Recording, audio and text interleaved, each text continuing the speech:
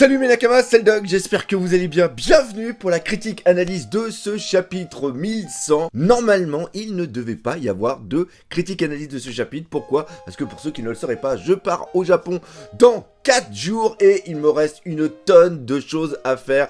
Et je me suis dit, je n'aurai pas le temps de faire cette critique analyse, sauf que quand j'ai fait la réaction live, ce chapitre, je sais pas pour vous, dites-le moi dans les commentaires, est-ce que vous avez ressenti quelque chose? Ce chapitre 1100, il a changé une partie de ma vision de One Piece, je dirais plutôt, m'a réconforté dans ma vision que j'ai de One Piece, c'est-à-dire que Eiichiro Oda maîtrise son œuvre et surtout, il nous raconte une histoire, il veut nous véhiculer des émotions, il est venu à travers tout ce chapitre, distiller quelques petites informations, quelques éléments qui nous font une sorte de voyage dans le temps au niveau de One Piece. On a retrouvé des éléments par rapport à l'arc Alabasta. Le premier chapitre, tout simplement à la fin de ce chapitre, où on voit Luffy insouciant avec un Kuma qui se dirige vers Fushigton. Un final en cliffhanger absolument dingue.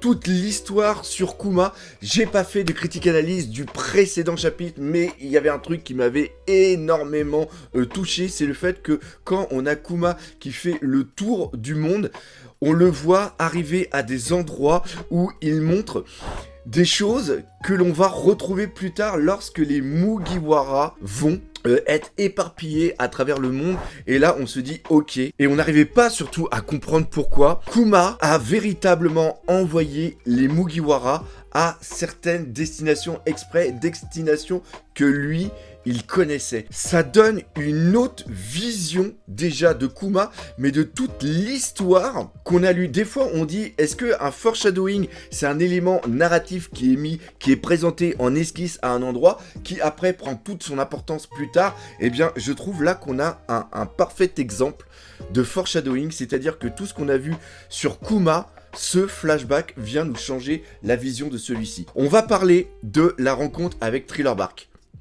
Thriller Bark, quand Kuma arrive, je suis persuadé que Kuma connaît Luffy. Alors, il ne l'a pas visuellement rencontré ou Luffy ne l'a pas visuellement rencontré. C'est ce qu'on peut croire un petit peu, quand on a la fin de ce chapitre qui va arriver justement au niveau de East Blue, de Fushigton. Et on sait qu'il y a en plus un ordre du gouvernement mondial. Est-ce que cet ordre, justement, ça va être de tuer Luffy? Le gouvernement mondial a connaissance que Luffy est justement Nika. On a revu dans ce flashback l'importance de Nika et aussi Borsalino qui danse, et ça, encore une fois, c'est une chose qui va venir changer totalement la vision de cet amiral. On va faire une théorie absolument dingue juste après, mais le passage qu'il y a justement à Thriller Bark, on sait que Kuma a encore une partie de sa conscience. Quand il est à Shabondi, il sauve les Mugiwara. Et nous, quand on le lit, on a l'impression que c'est un élément hyper tragique. Ce qui est encore plus dingue, c'est qu'il y a peut-être une personne avec qui il est en contact, qui lui a donné toutes les informations sur les Mugiwara, et c'est comme ça que, justement, Kuma a pu choisir à quel endroit les envoyer. Je pense que cette personne, c'est tout simplement Dragon. Je pense que on va avoir une page de chapitre où, à Fushigton, il va y avoir Dragon qui va être là et qui va empêcher Kuma en lui expliquant justement que Luffy et Nika. Ce qui vient en plus changer un truc absolument dingue, c'est que peut-être que Dragon a conscience de qui doit être son fils. Ou alors, si c'est pas Dragon, ça serait encore plus dingue. C'est-à-dire que dans le prochain chapitre, on est tout simplement Shanks qui interviennent et qui viennent parler justement à Kuma et qui viennent lui dire que tout ça fait partie du plan de Goldie Roger par rapport justement à faire réapparaître Nika, parce que c'est ce que c'est ce que Goldie Roger justement a vu au niveau de Loftel, parce que Nika est le dieu de la joie et le dieu du soleil et le dieu justement libérateur, et c'est ça justement qu'a vu Goldie Roger quand il est arrivé. C'est pour ça qu'il rigole, parce que c'est toute la joie qui appartient justement aux dieux qu'ils se sont pris, et qui, par l'aura qu'il y avait présent du dieu justement sur cette île Loftel, ils ont rigolé et c'est pour ça justement qu'il y a le sourire. Enfin, je veux dire que ce chapitre 1100, et c'est pour ça encore une fois que je vous dis que je fais cette critique alors que je ne devrais pas la faire parce que j'ai plein d'autres choses à faire à côté. Ce chapitre est venu me chercher au fond de moi et vient totalement chambouler une partie de la vision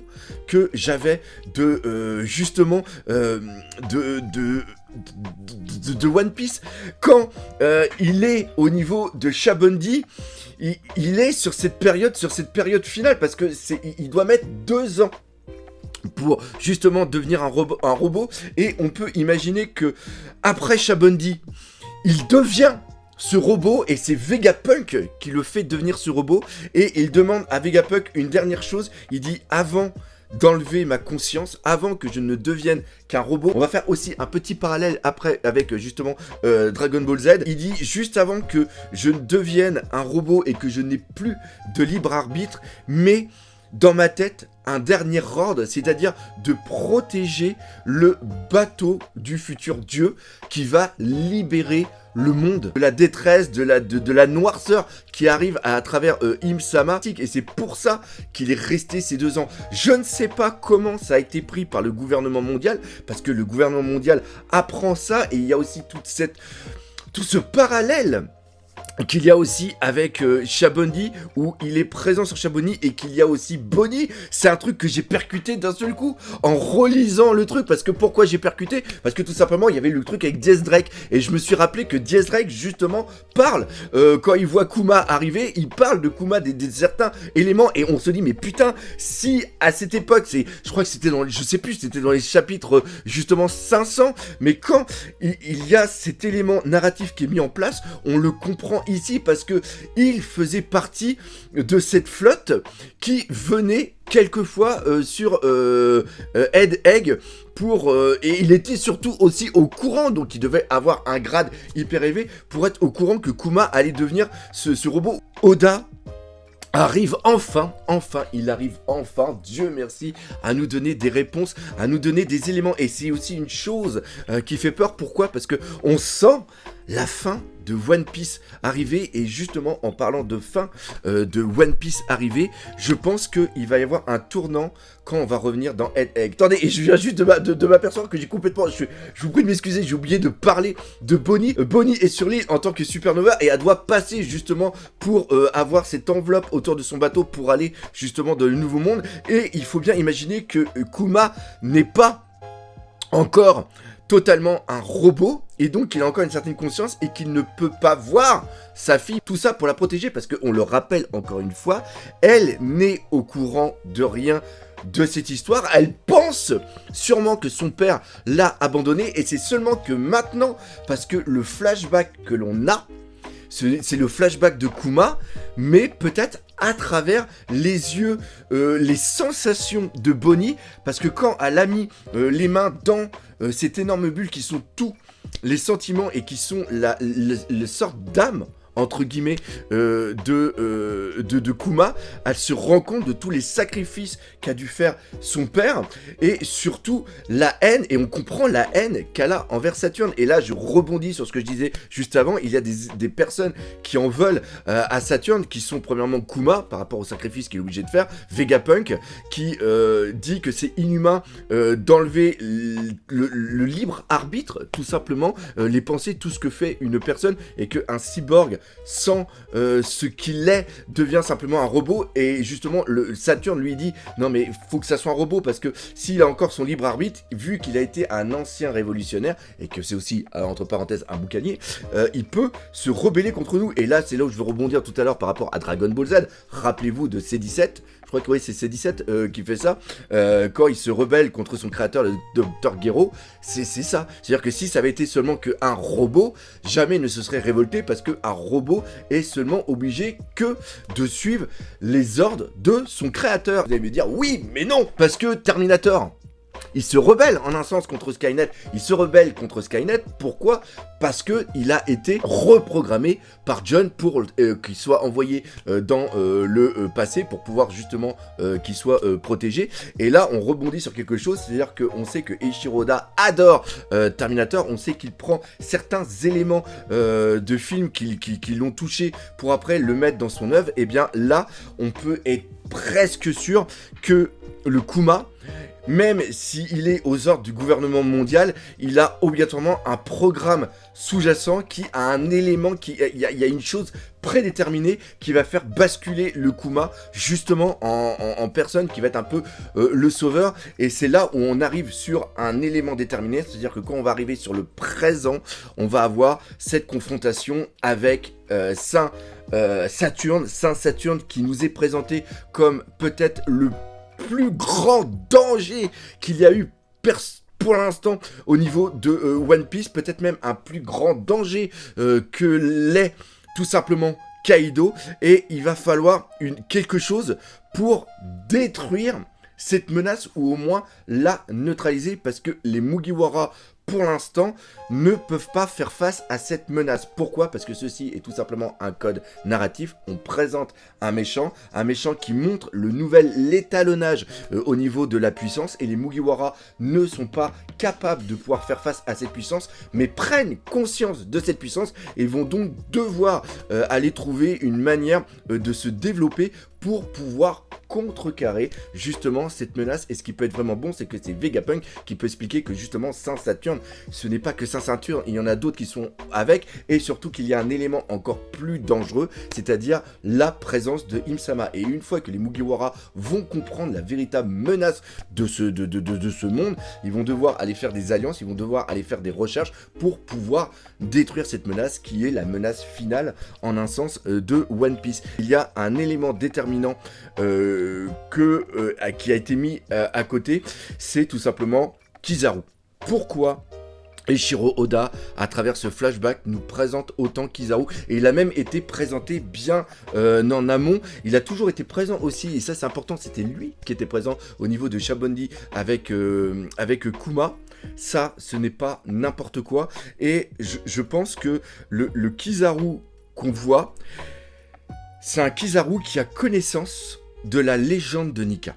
On le voit danser, et il est resté un bout de temps justement avec Vegapunk, avec Kuma et avec aussi Bonnie, et il y a obligatoirement des liens, parce que encore une fois, quand on reprend, et ça je vous l'ai dit plusieurs fois lors de mes précédentes critiques analyses, il y a un traitement hyper humanisant de l'amiral Kizaru. Kizaru nous a toujours été présenté comme quelqu'un qui était un petit peu farfelu, un petit peu foufou, qui ne prenait pas conscience de tout ce qu'il y avait autour, qui y allait un tout petit peu à les rigalades. On l'a vu de temps en temps hyper sérieux au moment du film Z, et le film Z, il est quand même il y a une partie de ce film qui est quand même canon, donc le caractère qui nous est montré dedans est un caractère canon au personnage, et ce qui se passe, c'est que Kizaru prend conscience que Luffy est Nika. Et peut-être qu'à ce moment-là, on nous l'a présenté comme quelqu'un qui ne va pas aller contre les ordres. Et même quand il combat Sentomaru, il le combat pas à fond, il essaye de le ménager avec un seul coup pour ne pas justement le tuer, comparer la différence de puissance qu'il y a justement entre les deux. Et je suis en train de me demander, et je sais que c'est complètement farfelu, il y a 0,0001% de chance que ça arrive, mais encore une fois, avec Eiichiro Oda, on n'est jamais sûr de rien.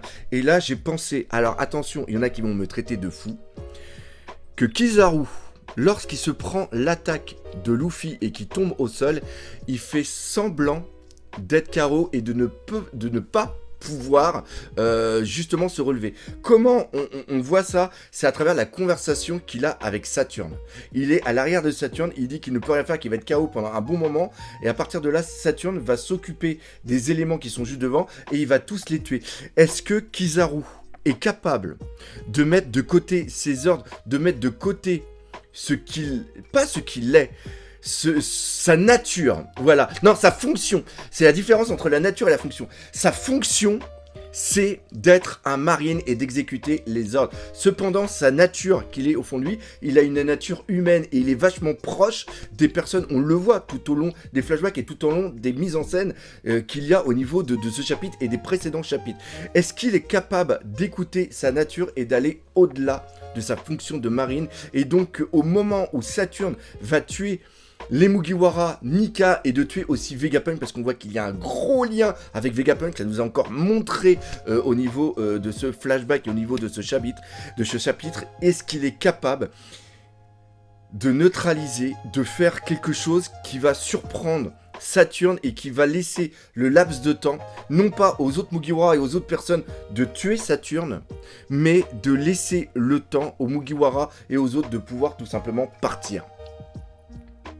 Est-ce que Kizaru va être cet élément déterminant? Et malheureusement, Kizaru fait partie aussi de cette vieille génération. Il va sûrement y avoir... Je vois un sacrifice de Kizaru qui pourrait justement être une introduction à un basculement de la marine. Je dis pas que toute la marine va basculer et va devenir du côté des pirates, parce que encore une fois, il ne faut pas oublier que One Piece n'est pas un monde manichéen, mais on voit déjà qu'il y a une partie de la marine qui se questionne par rapport justement aux ordres qu'ils doivent suivre. On sait qu'il y en a un, Ryukugyu, lui, il est à fond marine, il est à fond gouvernement mondial. Donc lui, je pense pas qu'il parte, mais ça peut faire un élément déterminant par rapport à un Fujitora. Un Fujitora qui va dire, ok, il apprend qu'il y a ça, et bien il va quitter la marine, il va voir certains éléments. Encore une fois, il y a une histoire avec Fujitora. Akainu, c'est encore hyper flou, mais ça, encore une fois, ça a été mis en place qu'il n'acceptait pas certaines heures, il n'aimait pas être mis en arrière, il n'aimait pas ne pas savoir les choses, et il a un sens de la justice qui lui est propre. Et si, pour lui, le gouvernement mondial, à travers les ordres, vont au-delà de la justice, c'est-à-dire, qu'est-ce que la justice pour Akainu? C'est la protection du peuple. Et pour lui, tous les pirates sont des dangers pour le peuple.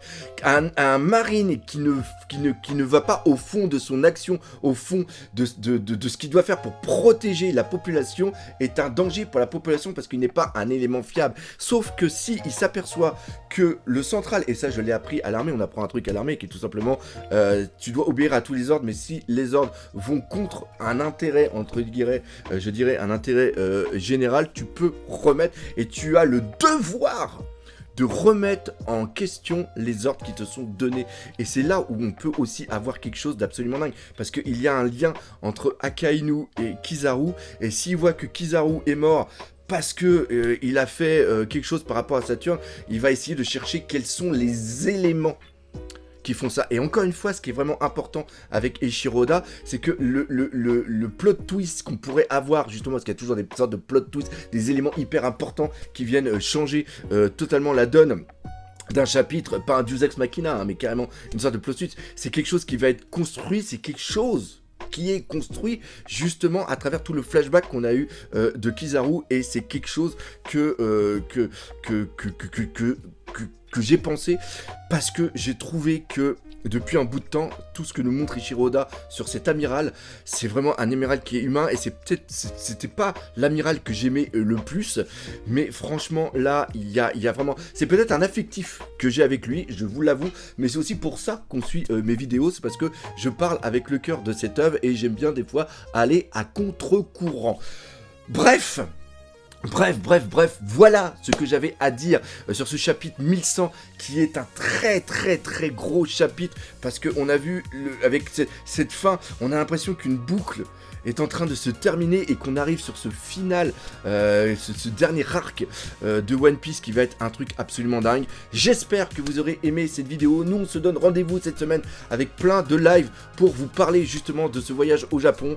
Un gros merci à tous de votre soutien. Je lis tous vos commentaires, je lis tous vos trucs, ça me fait énormément plaisir, et c'est pour ça que j'ai fait aussi cette vidéo. Donc encore une fois, un gros merci à tous, et je terminerai comme d'habitude en vous disant que si vous avez aimé, n'hésitez pas à partager pas autour de vous, laissez des commentaires, mais surtout on n'oublie pas le principal, One Piece, c'est la vie. Allez, salut mes nakamas.